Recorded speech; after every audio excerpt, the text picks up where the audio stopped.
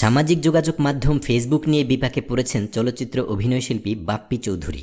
বেশ কিছুদিন ধরে বাপ্পি চৌধুরী নামে একটি অ্যাকাউন্ট চালাচ্ছিলেন তিনি, কিন্তু কিছুদিন আগে সেটি হ্যাক করা হয়েছে। বাধ্য হয়ে সপ্তাহখানেক আগে নতুন আরেকটি আইডি খোলেন বাপ্পি চৌধুরী।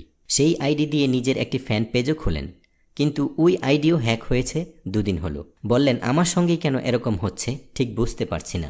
আমি বিটিআরসিতে অভিযোগ দিয়েছি, তারা আইডি ফিরিয়ে দেওয়ার আশ্বাস দিয়েছে। কথা প্রসঙ্গে বললেন, এই সময়ে ফেসবুক আইডি না থাকা খুবই বিব্রতকর, আর ছবির প্রচারণার একটা বড় জায়গা তো ফেসবুক, তাই আইডিটা খুব জরুরি।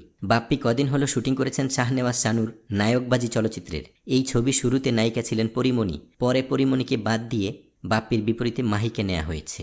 উল্লেখ্য, ভালোবাসা রং ছবির মাধ্যমে বাপ্পি মাহি একসঙ্গে চলচ্চিত্রে পা রাখেন। বিনোদন জগতের নিত্য নতুন খবরাখবর পেতে বিডি হিটস চ্যানেলটিতে সাবস্ক্রাইব করার জন্য আপনাকে আন্তরিক ধন্যবাদ।